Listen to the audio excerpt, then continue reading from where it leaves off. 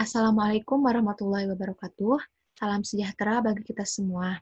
Perkenalkan, saya Salah Yulia dari Prodi Psikologi 2020 dengan NPM 2023030087.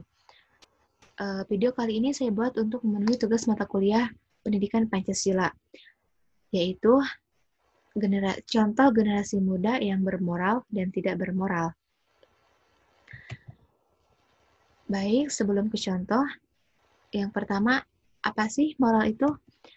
Mengutip dari sebuah artikel yang mengatakan bahwa moral merupakan suatu pedoman dalam perilaku yang ditetapkan kepada individu dalam bersosialisasi dengan individu yang lainnya, sehingga terjalin rasa hormat, rasa saling menghormati, dan saling menghargai sesama manusia. Sementara itu, perilaku bermoral, menurut Resmini, merupakan perilaku seseorang yang berhubungan dengan orang lain yang mengacu kepada seperangkat peraturan ataupun kebiasaan dan prinsip-prinsip tertentu yang berdampak pada kesejahteraan manusia. Kemudian dapat disimpulkan bahwa perilaku bermoral itu merupakan perilaku yang sesuai dengan nilai, norma, ataupun aturan yang ada di dalam masyarakat ataupun di dalam sebuah kelompok tertentu.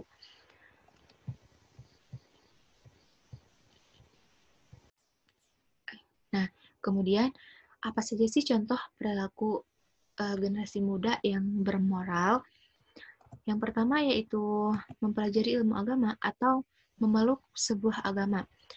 Seperti yang kita tahu bahwa memeluk sebuah agama merupakan perwujudan dari nilai sila Pancasila yang pertama, yang berbunyi ketuhanan yang Maha Esa.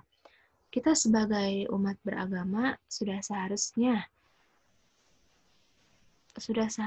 untuk menjalankan perintah dan menjauhi segala larangan sebagaimana yang sudah diatur dalam agama atau kepercayaan yang kita anut.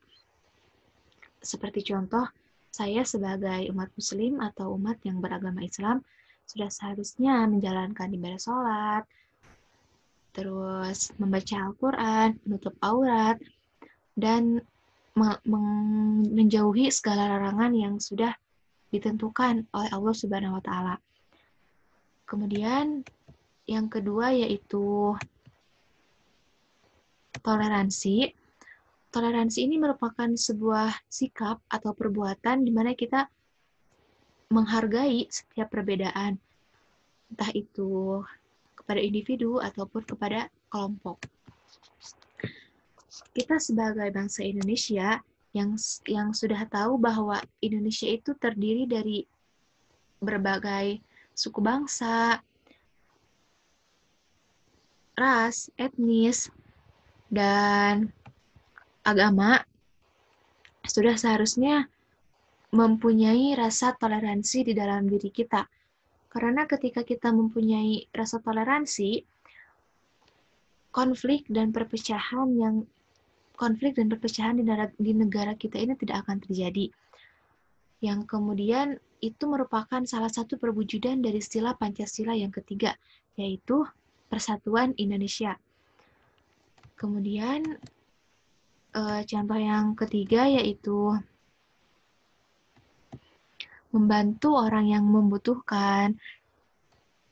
Membantu orang yang membutuhkan ini merupakan perwujudan dari sila Pancasila yang kedua, yaitu kemanusiaan yang adil dan beradab.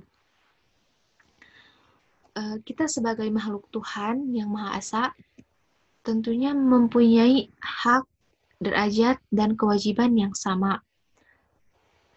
Tidak terkecuali mau kita kaya atau kita miskin, kita cantik atau kita tidak cantik, kita tetap saja mempunyai hak, derajat, dan kewajiban yang sama.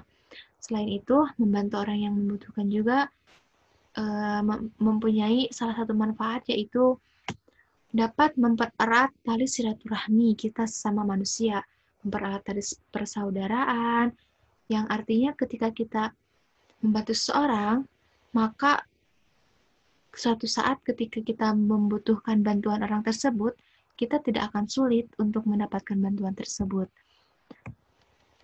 Nah, itu merupakan sedikit contoh dari saya, contoh perilaku yang bermoral, kemudian contoh perilaku yang tidak bermoral.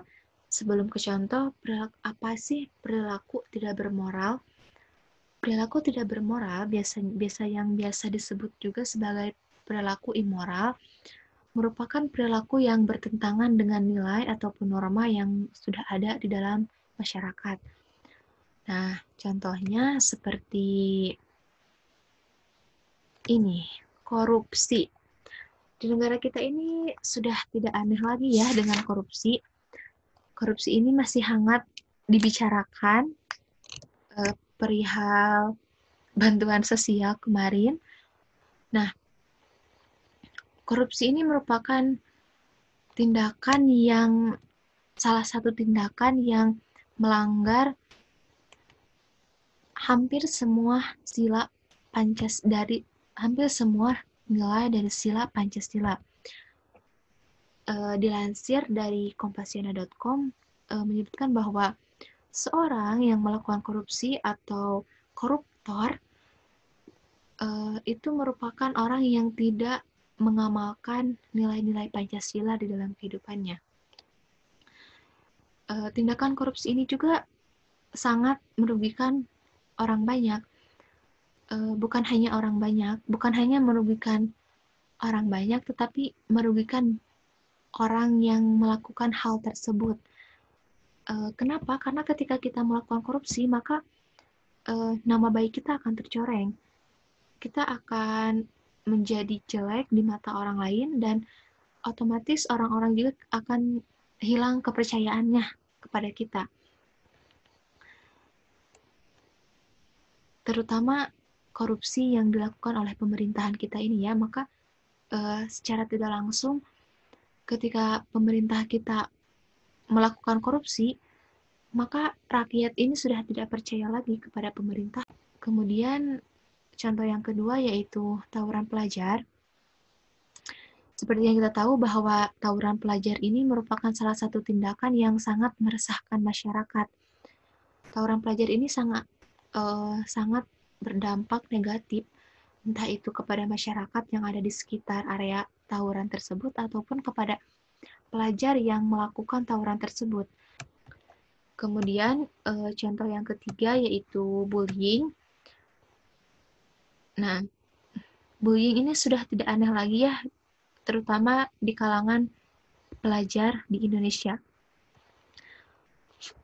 Bullying merupakan salah satu tindakan yang tidak terpuji yang melanggar